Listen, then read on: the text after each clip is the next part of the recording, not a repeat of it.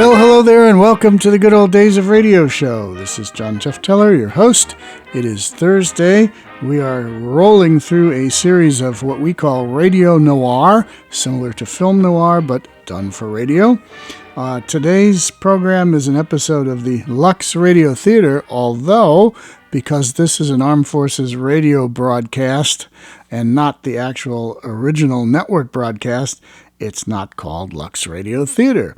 It's called Hollywood Radio Theater. They had to get rid of the name Lux because to do programs for Armed Forces Radio Service, they were not allowed to have sponsors or commercials or anything like that. They were strictly limited to entertainment or drama, and all the commercial references had to go. So Lux Radio Theater became Hollywood Radio Theater. This one is called The Five Fingers, and it's a spy story with Nazis and crazy stuff going on, but apparently very interesting. There is a whole host of radio character actors on this. William Conrad, later known as Cannon on TV, and Matt Dillon, originally on radio as in Gunsmoke. William Conrad serves as the narrator. Ken Carpenter's on this, a great longtime announcer. Hans Conried, great radio character actor, along with Herb Butterfield, Edgar Barrier, Parley Bear, Vic Perrin, Lou Krugman, Lawrence Dobkin, Eddie Marr, etc. These are all classic radio voices that were not well known as movie stars, although Hans Conried made films, and so did William Conrad and all that, and some of the others did too. They were not known as movie stars or even television stars. They were known as great radio voices, and they worked constantly on all kinds of different shows in all kinds of different parts. And they made their living doing that. This is from the days when you could actually make a living doing network radio. They didn't get paid the huge bucks like Clark Gable and Cary Grant and all those big, well-known stars. And for the most part, they've faded into obscurity now. They're not really well known. But their work survives, and it's always top-notch. So we here at the Good Old Days of Radio show are paying tribute to these unsung heroes of radio from long ago, and you can hear their skills and how they pull off a great script, and it's quite entertaining. So that's our job, and that's what we do, and here we have the Five Fingers.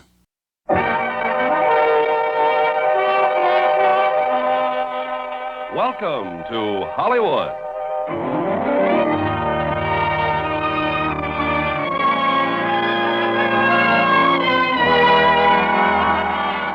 The Armed Forces Radio and Television Service brings you the Hollywood Radio Theater, starring James Mason and Pamela Collino in Five Fingers. Ladies and gentlemen, your producer, Mr. Irving Cumming.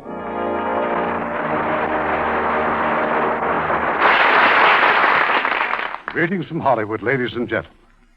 Tonight we bring you another of our 20 greats, Five Fingers, a thrilling drama of a clever spy who sold his services to the highest bidder. And recreating his original role of the infamous traitor in this 20th Century Fox picture will be James Mason, and as his co-star, his charming wife, Pamela Collino. Now, Act One of Five Fingers, starring James Mason as the Yellow and Pamela Collino as Countess Stavisky.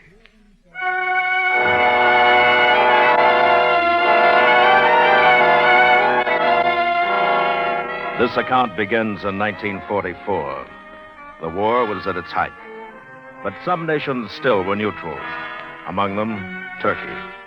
One evening late in March, an attaché of the German embassy at Ankara, a man named Moisic, was about to enter his quarters when a stranger appeared from out of the shadows.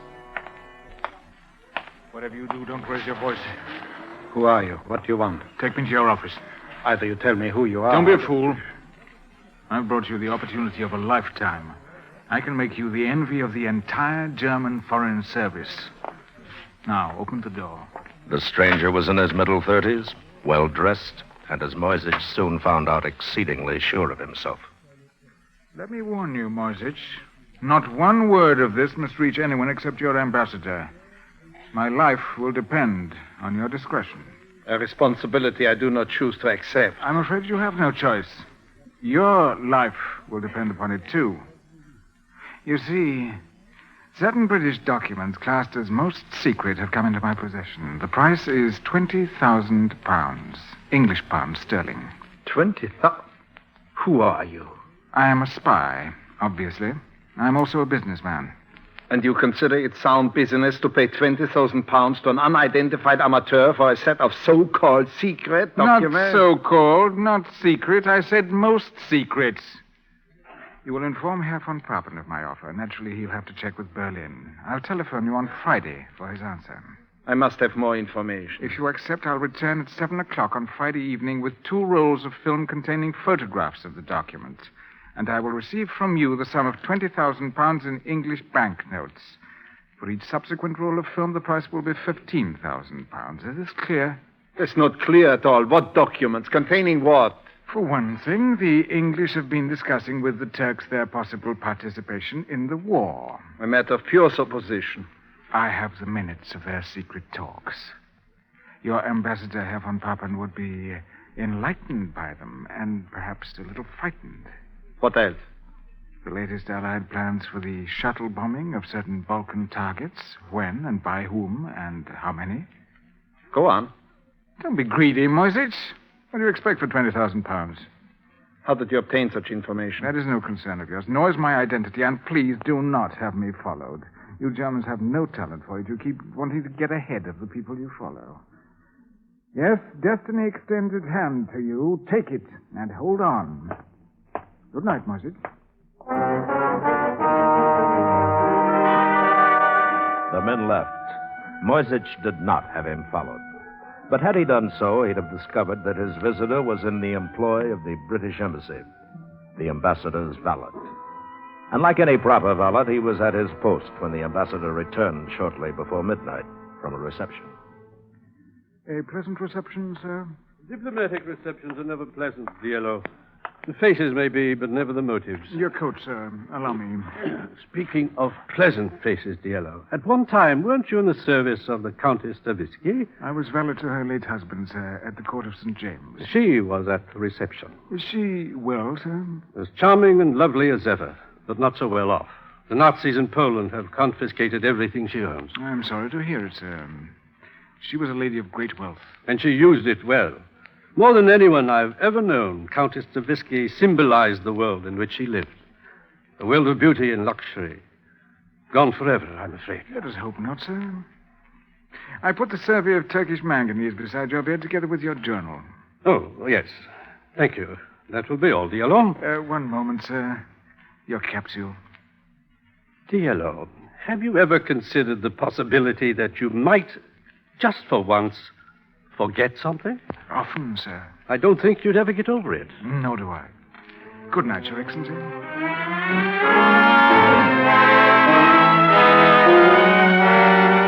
3 days later, the German ambassador, Franz von Papen, sent for his aide, Moisich.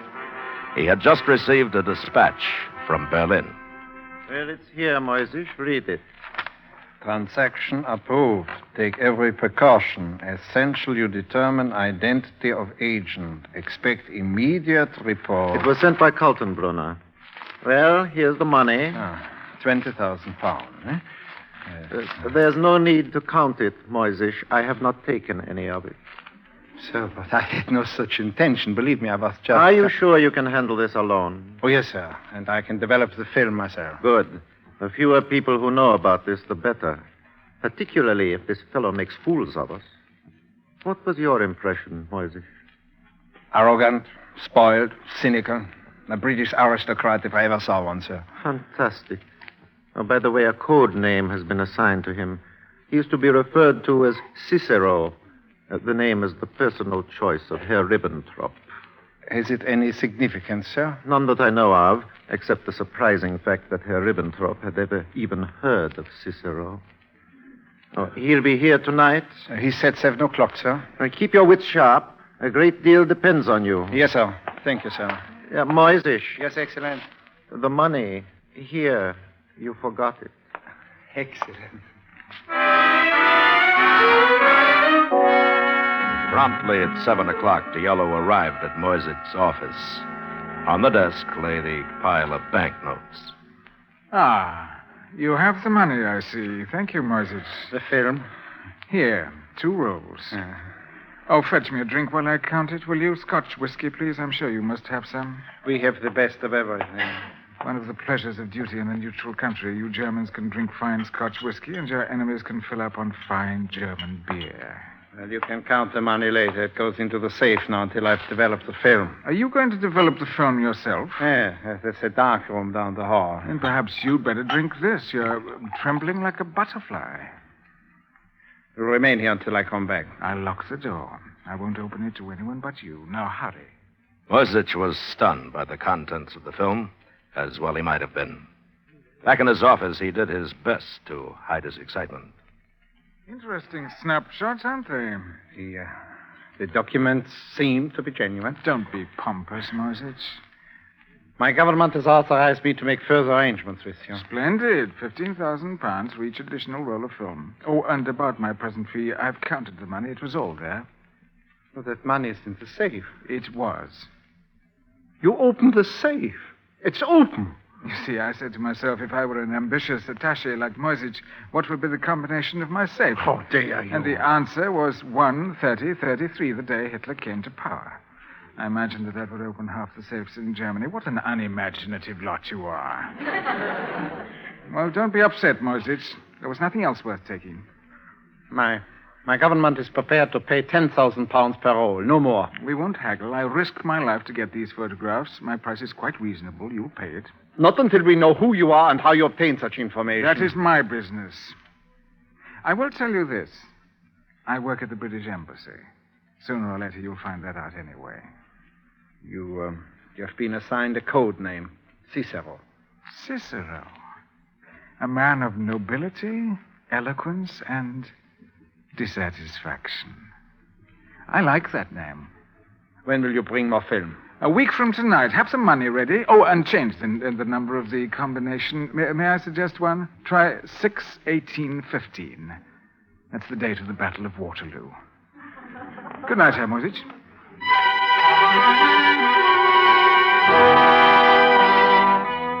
Diallo left. Then he took a walk, which led him to a rather shabby section of town and to a rooming house, the quarters of Countess Anna Stavisky. Oh, it's you, Diallo. Well, come in. Do I disturb you, madam? Not at all. Fortunately, I have a dinner engagement, but he's an undersecretary, and he's used to waiting. Any particular undersecretary, madam? Undersecretaries are never particular, Diallo. Perhaps that's why they take me to dinner. It is far more likely that in madam's presence they feel like ambassadors. Of all the diplomats I've ever known, you're still the best. It is my good fortune that you have known so few valets. Diallo, please. I've spoken to you before about this. You're the valet to the British ambassador, not to me. Now sit down and tell me the gossip. I'll begin with the British ambassador, madam. He finds you the most radiant, the most sought-after lady in Ankara. To him, you're a symbol of everything worth having and wanting. A symbol of the good old days. That's me. You see this, Diallo? An emerald. The last of the lot. I want you to take this to the pawn shop tomorrow. I couldn't face another trip. Would it not be pleasant to make just one more trip, madam? This time to redeem your jewels? Redeem? With English pounds? Here. Where did you get that money? It's yours, £5,000. But it can't be real. There's nothing as real as money. But I may never be able to pay this back. I don't want it back. I can't permit you. It must be the savings of a lifetime. Not savings, madam. I'm not a saving man. A business venture of mine has paid off handsomely. But what has it to do with me? I propose to advance you £5,000 in return for certain favors. I have here another $15,000. I couldn't possibly keep such sums at the embassy, nor do I want to draw attention to myself by depositing it in a bank. But you, madam, could keep it for me. Go on, Diallo. You could leave this grubby room, rent an attractive villa, live as you please. But how would all that be a favor to you? From time to time, I shall want to transact my business in privacy. You would set aside certain quarters for me. I see. If all goes well, I shall have some £200,000 within 12 weeks. That's the amount I've set as my goal. And then? South America. A new life, a new name. That, of course, will require a passport, visas, letters of credit. You could be of great help in obtaining them for me. How? I'll explain that when the time comes. Is there anything else? Nothing. Except all I've told you must remain extremely confidential. Seems little enough to ask for 5,000 pounds. Are you going to tell me what your business is? Sometime, perhaps. Not now. This is quite a trust you put in me. You seem very sure of yourself. I'm sure of you, madam. Oh? For 3 years, I was valet to your late husband. It is said that no man is a hero to his valet. It is also true that no woman is a mystery to her husband's valet. You know me that well? Well enough. The source of your money has never concerned you any more than the source of your electric lights. They became worrisome only when they were shut off. Quite true, but there is pride. I have pride. A great deal I depend upon your pride. You'll find it intolerable to have it known that your wealth was the gift of a servant. So, you will keep your mouth shut tight. Get me a brandy. There, on the table. Of course. No, Diallo. Not 2 glasses. I shall drink only out of 1, thank you. Do you know why I discharged you after my husband died? I think I do, madam. Because you made me uneasy. I felt you had an evil genius for something. Little did I know it was for making money. That's a lie. That wasn't why I made you uneasy. No? No. You were attracted to me. It was upsetting to feel that way about a valet and to feel that the valet knew it all the time. Have I offended you? You'll soon be very rich. Everything worth having and wanting. The ambassador didn't say that about you. I did. That's how I've always thought about you. And now you want me to go with you to South America? Yes. Away from the war, the intrigues, the fears. And the poverty. And it would be right for us now. Because now at last, we are equal. Yes. Equals. Who's lying now, Diallo? Where are you going? Madam has a dinner engagement, and we seem suddenly to have run out of gossip. You made me a business proposition. I agree to that part of it. As for the rest, it's not an impossibility. It's merely an improbability. And above all, an impertinence. Because I address you as an equal? No. Because you address me as a servant. Because in the manner of an inferior, you tried to buy something you didn't think you merited on your own. Now, let's get down to the details of business. As Madam wishes. My name is Anna. Yes, Anna. Thank you.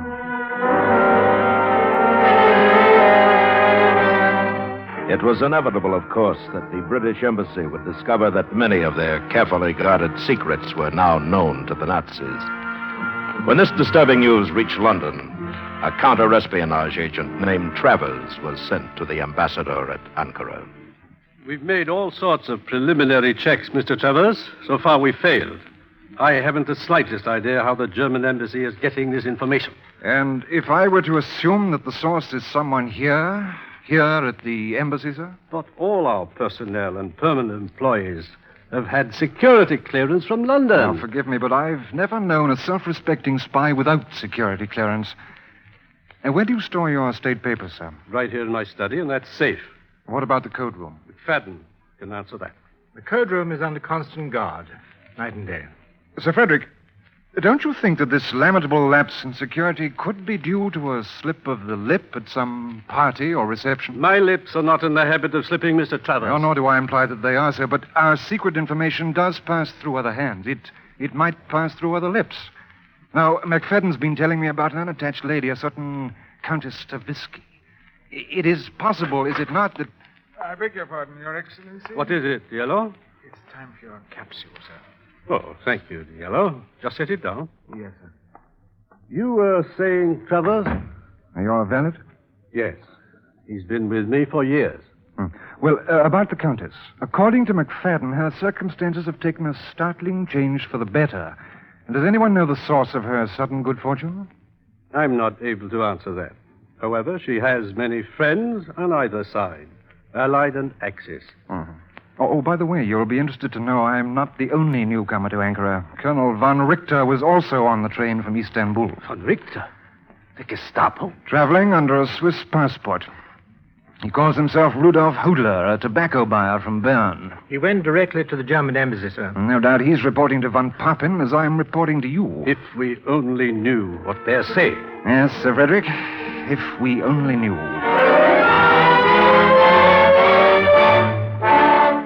Von Papen's reception of von Richter was anything but cordial. Von Papen had good reason to be aroused. So you come here seeking confirmation of the documents we bought from Cicero. You had your confirmation on the 5th of April. We sent you the British plans to bomb the Ploiești oil fields. Well, were they bombed or weren't they? Thousands of dead. Millions of gallons of precious oil destroyed. Well, what is the need for further confirmation, Herr von Richter? Regarding Cicero, it remains the opinion of General Kaltenbrunner and myself that all this still could be a British trap.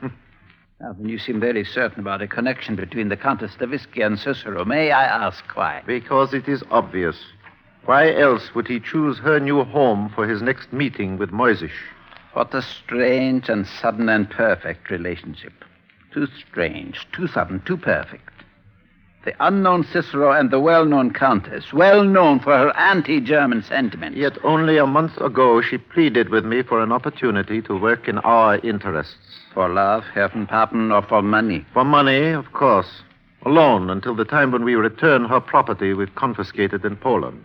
I want to talk to Cicero myself. Moisés, when do you meet with him next? Thursday evening, Herr Colonel. Then you will arrange for Monsieur Hodler, the Swiss businessman, to be present.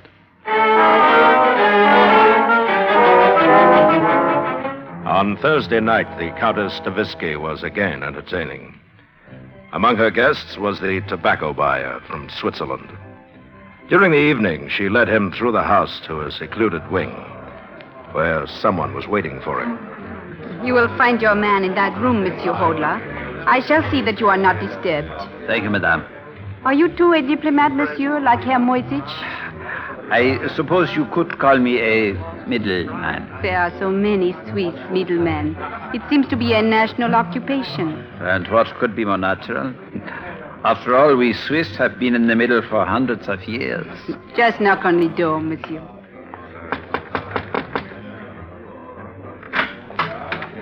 Colonel von Richter, sit down, please. Moisés tells me that you're to be the new intermediary. That is correct.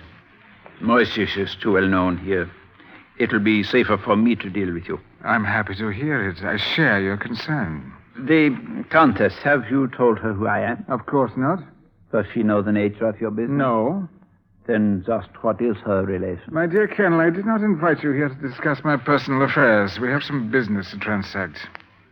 Did you bring the money? You will be paid after we have developed the film. During the past weeks, I have sold Moisés 50 photographs, all of genuine secret documents. That's proof enough of my good faith. Henceforth, you will pay on delivery. No? Well, possibly you're no longer interested in the strategic plans of the Allies for the entire Mediterranean area. A second front? I do not know the number of the front. I do know that in these documents, Mr. Churchill keeps referring to the soft underbelly of Europe. Of course, I could take the films to von Papen and ask that he himself query the German High Command as to their interests. Very well. Here. 15,000 pounds. Why, you had it with you all the time. Who are you, anyway? If I told you I was the valet to the British ambassador, would you believe me? Certainly not. You see? At least tell me why you are selling us this information. I thought it was self-evident. For money. Oh, but you must have some other motive. Perhaps you share our disgust with British decadence. If I have a disgust for everything, it is simply for poverty. You sell us information which will help us win the war. Yet you insist upon being paid in money with a very dubious future. British pounds. What makes you think I think Germany will win the war? Apart from the money we pay you, you attach little importance to these documents. Why? In the first place, I cannot sell you the intelligence to make the proper use of them. In the second place, by informing a man about to be hanged of the exact size, location, and strength of the rope, you do not remove either the hangman or the certainty of his being hanged. And now I'm sure you will want to rejoin your party. 1 week from tonight, I shall have some more film for you. Good night, Colonel. I trust your meeting was a happy one, Monsieur Hodler. Quite satisfactory, thank you. And you will honor us soon again. The honor will be mine. Good night, madame. Ah, how charmingly you Swiss click your heels. Good night, monsieur.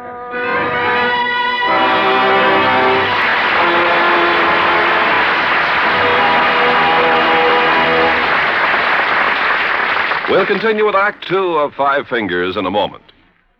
Letters that come to the show from servicemen bear postmarks from all over the world, and it's plain to see that they're having a wonderful opportunity to observe new customs and traditions among people of other lands. They're finding out, too, that these ideas of other people aren't so strange after all. For instance, in Fécamp in northern France, most of the men of the village are fishermen. Before venturing out to sea, they gather in the Notre-Dame de Salute Church to make their devotions, seeking divine guidance for a successful trip and safe return.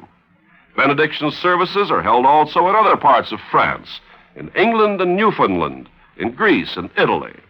They're of a religious nature, but fishermen are pretty superstitious, too.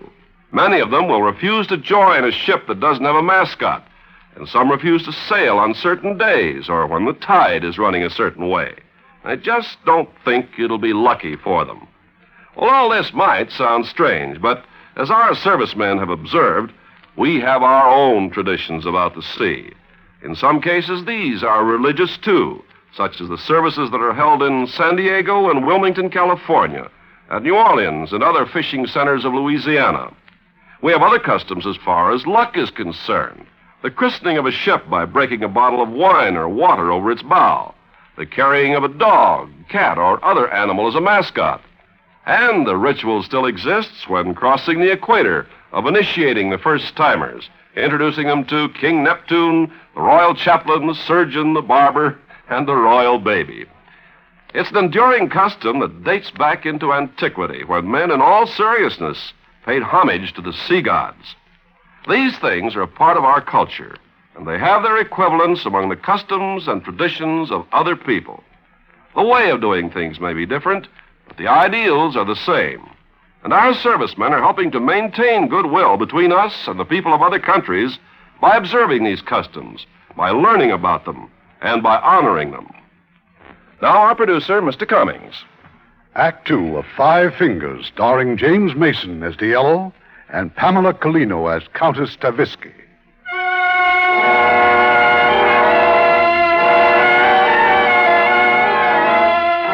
2 weeks went by. The man known to the British as Diello the valet and to the Nazis as Cicero the spy continued his audacious operations. How did he get his information? Months before, he had learned the combination of the safe in the ambassador's study. Removing the documents, he would place them under a lamp. But the ordinary electric light bulb was not bright enough. So he would substitute a much more powerful one, and then with a tiny pocket camera, quickly photograph each new document. In a matter of moments, the papers would be back in the safe and the original bulb restored to the lamp. Simple and incredibly bold, and bound sooner or later to be discovered. But not yet. No, not yet. Come in, Diello. Another profitable evening? Profitable enough to bring the total to £75,000. Why don't you stop now? Why go on playing with fire? What makes you think I am? Oh, don't treat me like an idiot child. Your friend Hodler, he isn't Swiss. I know a Prussian when I see one. Does it matter to you? Your safety matters to me. My security depends upon yours. Oh, forgive me. I keep thinking of myself as a man. I keep forgetting that I'm a valet who pays dividends. I can't see why a man as rich as you should go on pressing the trousers of the British ambassador. That's where I get my money. I steal the loose change from his pockets. Before you go, get me a drink, will you? Tell me, where do you plan to settle when you go to South America? Rio. There's no city like it in the world. When did you decide to go there? Many years ago.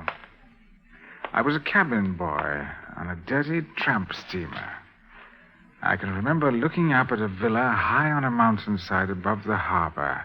I could see a man on a balcony. He was wearing a white dinner jacket. He seemed close enough to touch, and yet he was beyond the reach of anyone. I swore then that someday I would be that man. My drink, please. Do you have a nationality, Diallo? You are not a native Englishman, are you? Albanian, English by adoption.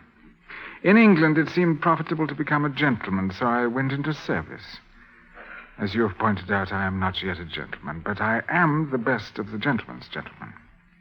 Which reminds me, the ambassador will be wondering what has kept me. Diallo? Yes, Anna? I think I shall find Rio very much to my liking. You've waited a long time to kiss me. You don't have to wait any longer. Anna? Yes, Diallo. Get me a drink.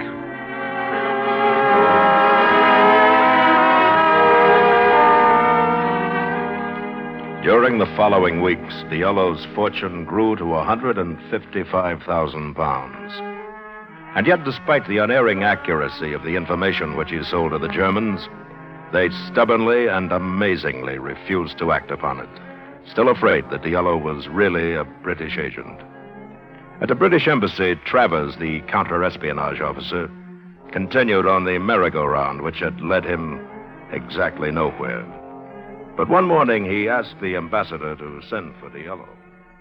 We feel you can help us, Diallo. After all, you were valet to the husband of Countess de Visky for some time. I'm sure you learn more about both of them than we could in a lifetime of investigation. Infinitely more, Mr. Travers. Tell me, did you ever hear the Countess express sympathy for the Nazis? To my knowledge, the Countess never spoke of countries or of political parties, sir.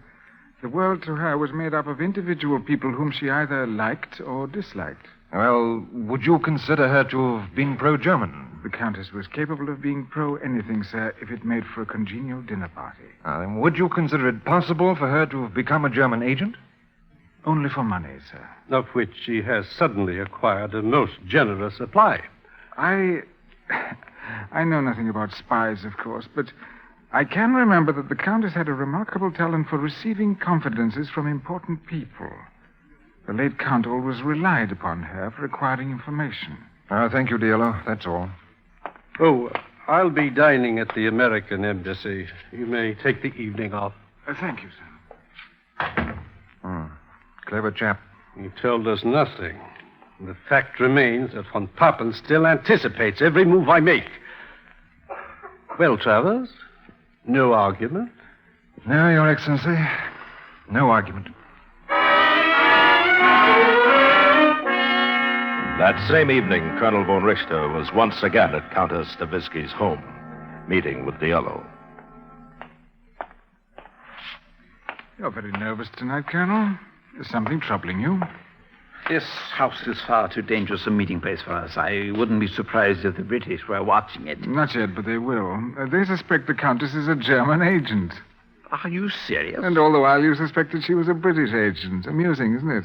We should never have met here. From now on, we won't. Do you know the Aslanhane Mosque in the Old Quarter? Moisic will find it for you. We'll meet there a week from tonight. A week is too long. It must be sooner. Really? Why? Because there is something about which we must secure information as quickly as possible. A certain code word has appeared in several of the documents you brought us last week. The word is Overlord. We are convinced that Overlord is the name for their so-called second front. What we must know is the place and date, the where and the when. I can understand your curiosity. I will pay you well for it, £40,000. Generous of you. But is information of that nature likely to turn up at the British Embassy in Ankara? Don't you read the documents you sell us? I photograph everything that's stamped secret, most secret, and top secret. I'm not particularly interested in what they contain. You photographed the dispatch last week stating that the ambassador would receive a copy of the revised strategic plan for Overlord within 10 days.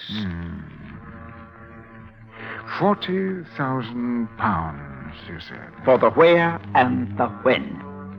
We'll meet at the Aslan Hani Mosque on Thursday night. Bring the money with you.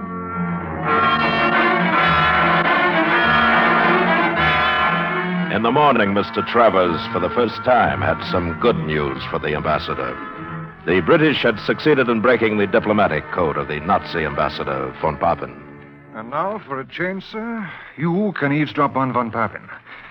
All right, McFadden, read the message. This is from von Papen, sir, to the Reich Foreign Minister in Berlin. In reply to your query concerning the authenticity of documents obtained from Cicero, I am firmly convinced the material is genuine. Cicero lives within the British Embassy. Obviously, he has access to top-secret information. Lives here? Kaltenbrunner's failure to evaluate the documents and von Richter's refusal to make them available to me is a tragic blunder.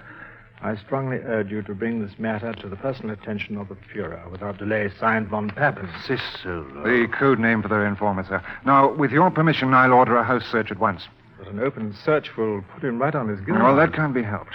If we can't catch him, we've got to frighten him. Enough to make him stop for a while. As you know, I'm expected in Cairo tomorrow evening. Until I return, take any security measure you think necessary. Well, for one thing, I suggest the combination on your safe be changed and safety devices installed. A dozen members of the staff here have access to most of your secret documents. And there's also McFadden, and you, and I. Cicero could be any one of us. Yes, sir, any one of us. Well, McFadden, better start changing that combination. How long will it take? Oh, a few days, sir. But I can install an alarm bell in a matter of hours. I'm sorry to disturb you, sir. About your trip to Cairo, shall I pack your uniforms? I won't be needing them, thank you, Diallo. Very well, sir. I'll close your bags. By the way, Diallo, don't be upset if these gentlemen ransack my quarters while I'm gone. Oh, there'll be no need for that, I'm sure, sir. On Thursday night, Moisich and von Richter appeared as scheduled at the entrance of the Aslan Hani Mosque. But the man they were looking for was not there. It's never been late before, sir. Never. Could it be possible, sir, that the British have found him out? It is more possible that the British have known about him all the time. It is very curious how easily Cicero acquired the documents he wanted to sell. And when only once we named the information we want to buy, how mysteriously he failed to deliver it. What does the colonel propose to do now, sir? Precisely nothing. All spies in time outlive their usefulness. I'm afraid, Moisich, that your friend Cicero has just about outlived his. Now, drive me back to the embassy. No, Diallo did not appear that night at the mosque. He went instead to call on the Countess Stavisky. So you can be very proud of me, Diallo. You have everything you asked for. Your passport, your visas, and your tickets. Your name is now Roberto Antonini. Well done, Signora Antonini. It was nothing. One of my many pleasant wifely duties. How much do they cost? £5,000. Another 1,000 for birth and marriage certificates. And the tickets? 2 first-class compartments, separate cars on the Istanbul Express leaving tomorrow evening. And the ship? An Argentine passenger freighter sailing from Istanbul directly to Rio, day after tomorrow at sundown. Now remember, you're to take no notice of me whatsoever on the train. When we reach Istanbul, we'll go aboard the ship at once. How did it go at the bank? The bank manager seemed extremely curious. But the papers will be ready tomorrow morning. How much? Another 1,000.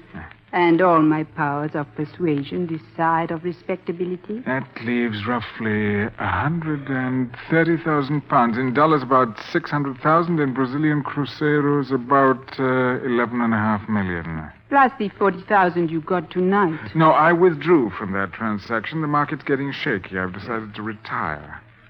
You have before you an Argentine gentleman of leisure, about to take up residence in Brazil. I'm glad. We have more than enough anyway. We? We have more than enough? My dear Signora Antonini, where I came from, a man's money is his own. And if his wife is a good wife, he gives her some from time to time. Whatever you say, Roberto. Will you miss being a countess? Not for a moment, darling. Not for a moment. In the morning, Mr. Travers, for the first time, had reason to specifically question the ambassador's valet. Diallo, may I ask what you're doing with those letters? These, sir? Mr. Morrison gave them to me. The ambassador's personal mail, sir. Oh, I see. Perhaps you better take charge of it, sir, until he returns from Cairo. Yes, I think we'd better put it in the safe. How many letters are there? 5, sir. Oh, this one seems quite personal. A lady's handwriting. You were looking at it, weren't you? It's perfumed, sir. It struck me as such a pity that so few ladies use perfumed letter paper these days. By the way, Diallo, weren't you away from the embassy last night between 9 and 10? Yes, sir. Would you mind accounting for your movements? Not at all, sir. I walked for a while on the boulevard, stopped for a drink at the Yuxel Palace, then back to the embassy. Well, one other question about the Countess. Do you remember any particularly close friends she may have had in Switzerland? Did she go there often? Oh, very often, sir. She was extremely fond of Switzerland. Ah, then that explains it. Countess Stavisca left by plane for Switzerland this morning. I hope she can enjoy it in the style to which she is accustomed. Now, that shouldn't be any problem. She took with her 130,000 pounds. I wonder where she got it. Yes. I wonder, sir.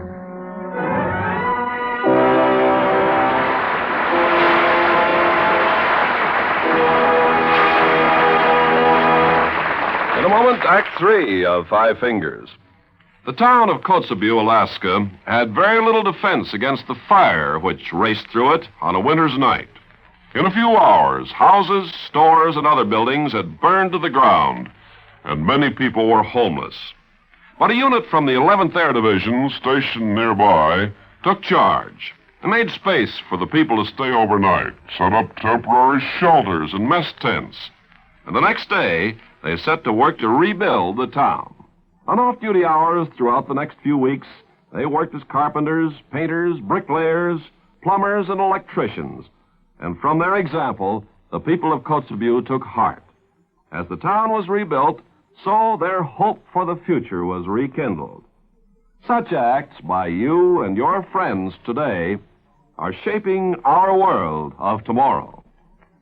We pause now for station identification.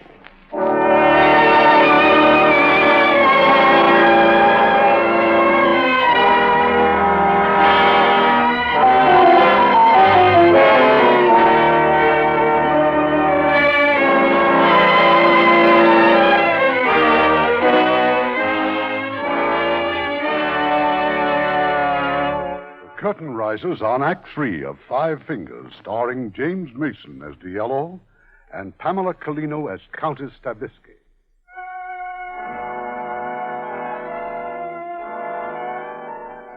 To Diallo, the news was unthinkable. Anna Stavisky had stolen his money and gone to Switzerland.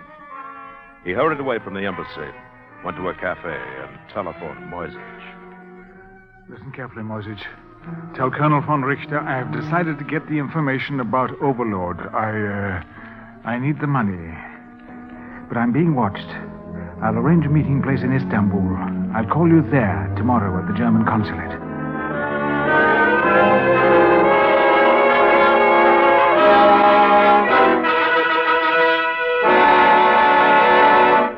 That's about it, Travers.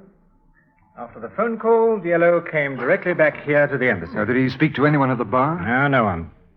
I think you're on the wrong track sniffing after Diallo. After all, he didn't bat an eye when you told him about the Countess. But why go to a cafe to make a telephone call? And why did he... Well, maybe you're right. Where is he now? Upstairs. If he should leave again, he'll be followed, of course. Yes, Diallo was upstairs, staring at the ambassador's safe and the newly installed wiring that led up to the hall to an electric alarm bell. In the safe was a secret worth 40,000 pounds. But one turn of the dial and the entire British embassy would descend upon him. But then he smiled. How simple it would be. Diallo walked down the hall to a broom closet. In it was a fuse box. He removed the fuse that served the ambassador's study and thus broke the current to the alarm bell. 2 minutes later, he was taking photographs of half a dozen papers containing the word Overlord. And then there was no time to return the documents to the safe. No time for anything but to find out who was at the door. What do you want? I am the porter, sir. I clean office now. No, not now. His Excellency won't be back until tomorrow. But it is necessary. Not now, I said. Come back later. But the porter was not one to quickly surrender. If he could not tidy up the study, at least he could vacuum the carpets in the corridor. But when he turned on the vacuum cleaner, there was no electricity. So he went to the broom closet, observed that a fuse was missing, and promptly replaced it.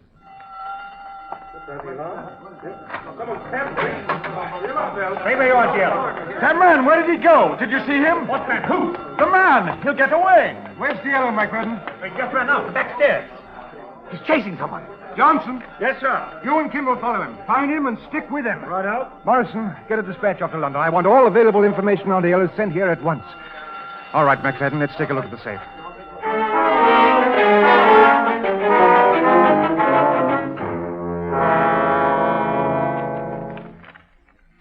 Well, the papers are all here. Now, what about the letters? That batch of mail that came for the ambassador. There were 5 letters. 1 letter's missing. The one with the delicate perfume. 1 letter gone, but none of the papers. I wonder why he'd... What's that light in the bedroom? Huh? The lamp's on. An unusually bright lamp, isn't it? Come here. Photographic bulb. Why, he photographed... All right. Have Burroughs and Murray watch the German embassy. We've got to keep him from delivering that film. Grab him in public? Our Turkish friends might not like it. If we can't kidnap him, McFadden, we'll have to kill him. There's a little matter called Overlord we've got to consider. I'll send a man out to the airport. After Johnson gets back, you and I will get out to the railroad station. If he doesn't show up at their embassy, you can be sure he's leaving town.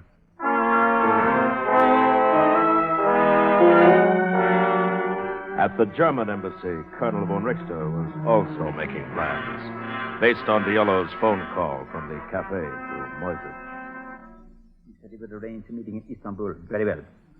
See what you and Stuyven take the train, Moises, and I will go by plane. Cicero is bound to be on one or the other. Shall we go armed, Colonel? Naturally. You are to protect Cicero from the British at all costs until we get that film. And after that, sir? And after that, Moises, it'll be up to Cicero to protect himself from the British and from us. At the crowded railroad station, 4 men kept their tense watch for Diallo. 2 British, 2 Nazis. But there was no sign of Diallo. Not until the train started to move from the platform. And then from his hiding place, Diallo dashed through the crowd and onto the train.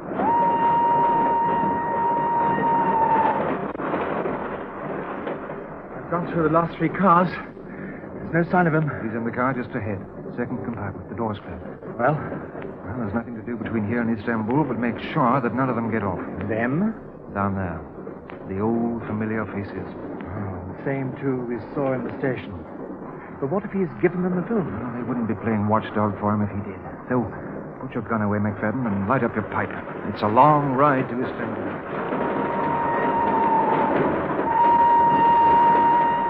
In his compartment, Diallo was reading a letter. A letter with the delicate scent, addressed to the British ambassador. And so, by the time you receive this letter, I shall be far from Ankara, far from uncertainty and hunger and humiliation. I shall be settled, I hope, in a new life of security and self-respect. You have spoken to me so often, my dear ambassador, of Diallo, the perfect valet. Surely I can offer no greater proof of my devotion to the allied cause than to inform you that your trusted Diallo is a German spy. I know both you and your government.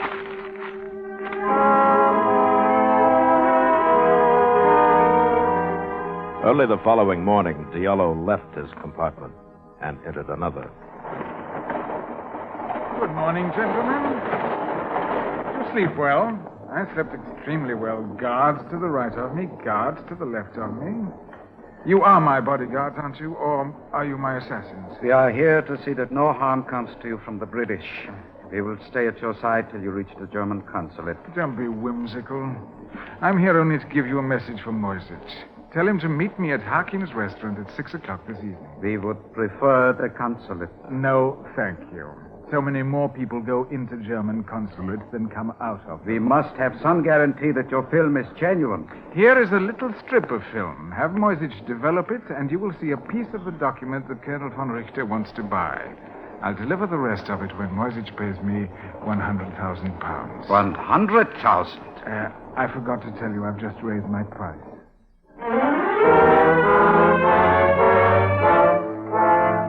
At 6 o'clock in Istanbul, in a restaurant called Hakim's, Moisich kept his appointment with Diallo. Some moments later, they were followed there by Travers and McFadden. Good evening, gentlemen. You wish a table? I'm looking for a friend. He'll be in a private room. There is a private room over there. It is occupied. Good. Then he's here. I am sorry. He does not wish to be disturbed. No, but he's expecting us. I am sorry. If you care to wait, please to be seated here. Well, he's here, McFadden, and Moisich is in there with him. You know, there's a time for using your wits and a time for blasting away. Let's get it over with. Well, we've no monopoly on blasting away in this place. Oh? Our Nazi friends again? Yeah, those dim-witted supermen would drop us before we got clear of the table. But he may be handing over the film this minute. As of this minute, we don't want the film. Plans can be changed, you know. We want Diallo. We've got to know just how much the Nazis have found out. I'm going to send him a note. Just a word or two to let him know we'll protect him. Oh, you're balmy. Now he'll jump at it. Oh, you. If you don't mind. Yes, sir? My friend may not know we're waiting for him. Would you give him this note, please?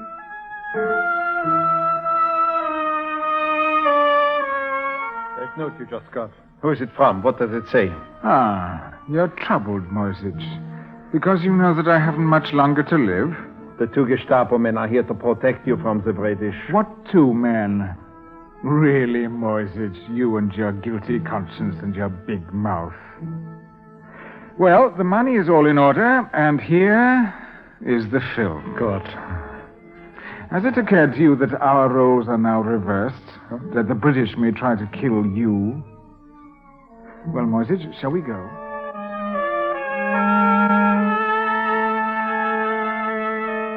Here he comes. He's heading towards us, Travers. Your note worked. Mr. Travers, I'm touched by your solicitude.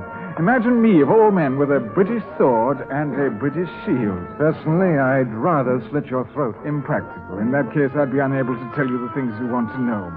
You've no idea how confused the Nazis are to see you protecting me. They still half suspect I've been a British plant all along. Now, we have a car outside. We'll see you safely to the British consulate. No, thank you. We'll walk away together and then say goodbye. We'll get the Turkish police to arrest you. Is that a gun in your pocket, Mr. McFadden? It's against the law here to carry a weapon, didn't you know? Come along. Of course. You disapprove of me, don't you, Mr. Travers? You're the most cold-blooded traitor I've seen in a lifetime of looking at human trash. What a pity. I rather hoped I looked like a gentleman.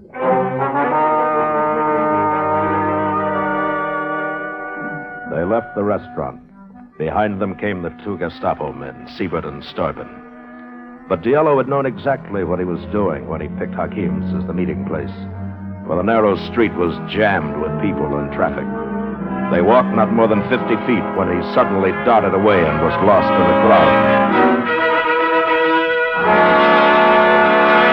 Meanwhile, Moisich had rushed to the German consulate with a roll of film that had cost 100,000 pounds. The film is developed, Herr Colonel.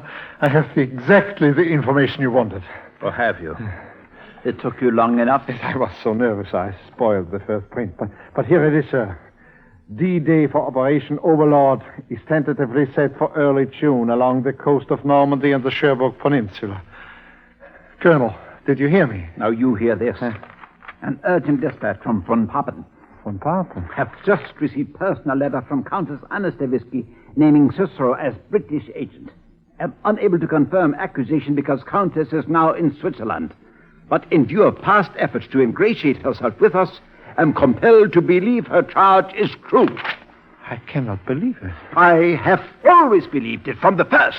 But the documents were genuine. Events proves them genuine. Of course, they had to be. So that we would swallow that big lie, that one in your hand. I knew it. All along, I knew it. Lies, lies, lies.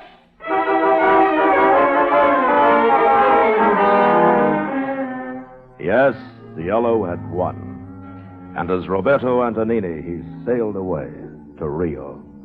He bought a magnificent home high on a hill overlooking the harbor. And he wore a beautiful white dinner jacket every night. But one evening, as his valet was serving dinner out on a balcony, two gentlemen came to call on him. This is an unexpected pleasure, Senor da Costa. And may I present my friend, Senor Santos? I am honored, Senor.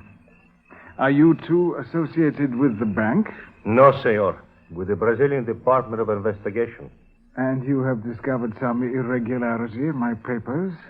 Your papers are all perfectly in order. There is an irregularity. However, your account at the bank, senor. I am overdrawn?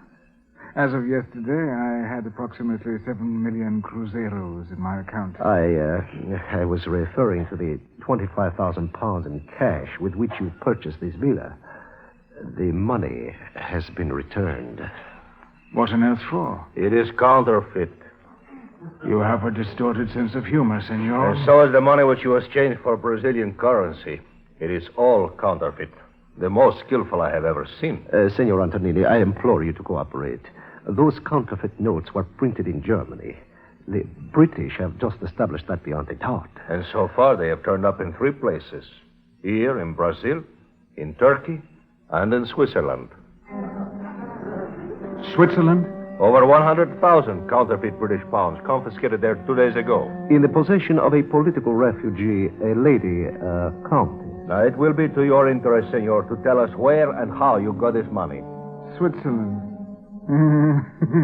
Now, believe me, senor, this is no laughing matter. It is my unhappy duty to inform you are under arrest. Anna! I beg your pardon. Anna, poor little Anna.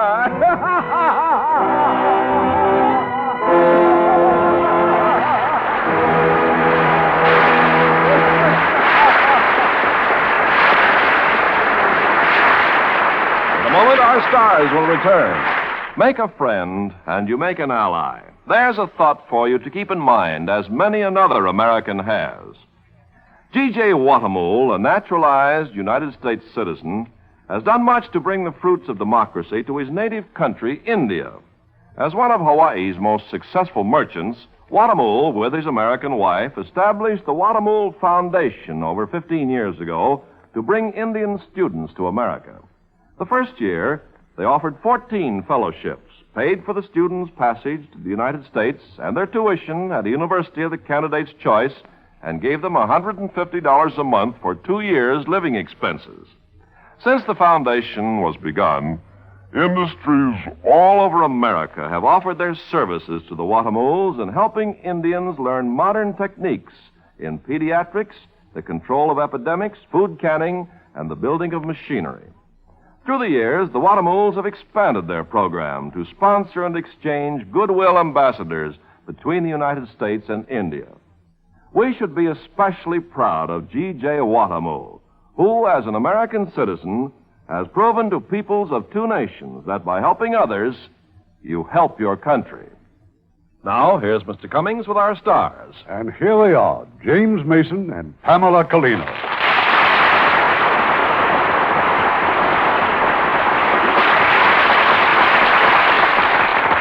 Now, Irving, what about next week? It's just out of this world, Pamela. In fact, that's where we're going for the story, because it's Paramount Pictures' shocking story of the War of the Worlds. And as our star of this science fiction thriller, we'll have Dana Andrews and Pat Crowley. That should be quite exciting, Irving. Good night. Good night. Good night. I'll be seeing you Thursday night.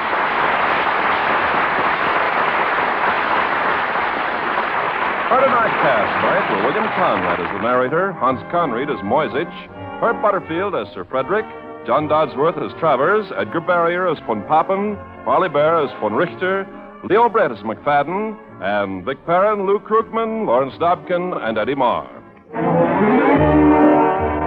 Hollywood Radio Theater is produced by Irving Cummings. Our orchestra is directed by Rudy Schrager. This is your announcer, Ken Carpenter, inviting you to be with us again next week at this same time for the Hollywood Radio Theater, a presentation of the United States Armed Forces Radio and Television Service.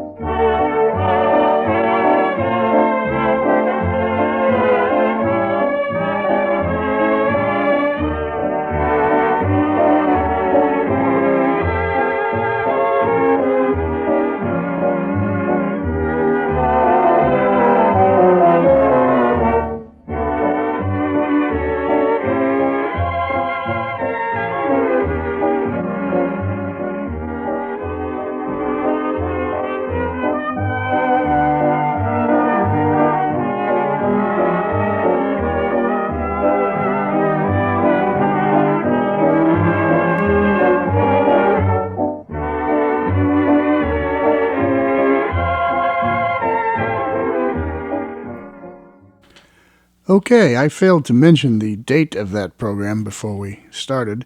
February 1st, 1955. That was the last season of the Lux Radio Theater, here called the Hollywood Radio Theater so they could get rid of references to Lux. Lux Radio Theater ended, I believe, in June of 1955, a victim of television, like many radio programs. By 1955, television was dominating everything, and radio was quickly fading away. It didn't officially die until 1962, but there was very little left on the air in 1962 of network radio.